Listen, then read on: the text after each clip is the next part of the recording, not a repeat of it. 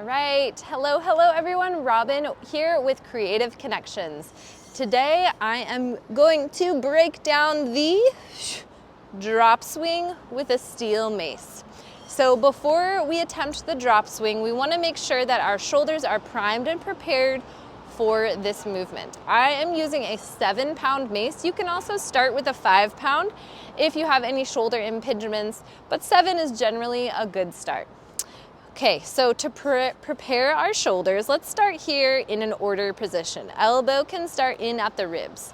The globe will slightly tilt towards you. Arm is parallel to the ground. From here, let's lift up and over. Exhaling, back to order. Once again, inhaling. Try to avoid letting the ribs flare out, so draw the rib cage in and drawing it together. Open on out. This time we'll lift it into our backpack. Elbow stays wide. Exhale. Back to this position. One more. Awesome. Let's try the other side. So same thing, order position. Core turns on. Knit the rib cage together. Inhaling. Draw it back together. Lat engages. One more. Nice, and then we'll draw it back out to the side, into the backpack. Back on out to the side, one more. Beautiful, all right.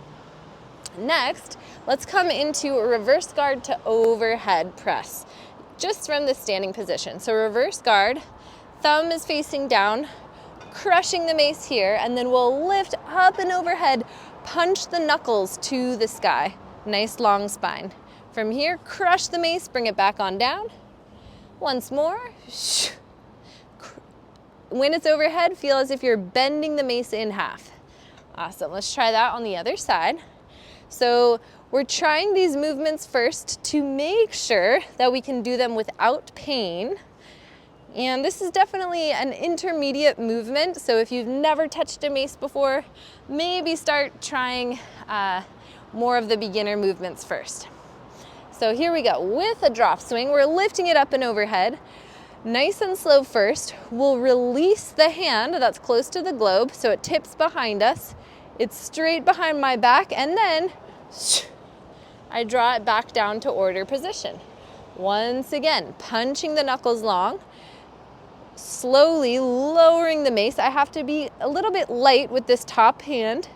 It's right in line with my back shoulder, and then I draw it back here.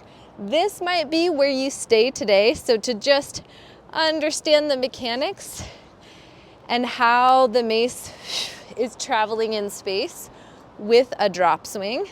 So with this drop swing too, making sure the bottom hand is fairly light, hanging on fairly lightly. All right, now let's try that on the other side before we do the full thing. Again, you might just stay with this movement. Please take care of your shoulders.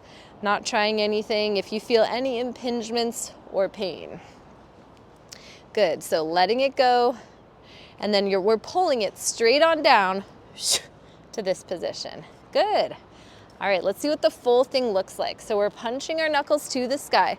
We're letting go of this hand, and then pulling it straight back to order. All right, once again. I'm letting go. I'm feeling the momentum as the mace swings behind me. And then once I feel that it's dropped towards the ground, I'm letting it go. Here's it from the back. Good. Let's try it on the other side. So punching knuckles to the sky. Release the hand that's close to the globe. Really allowing the momentum to carry the mace back. So it shouldn't feel, especially if you're using these lighter weights, it shouldn't feel like you're using a terrible amount of force to pull that mace back to center, because we're pulling it back after the globe is near facing the ground.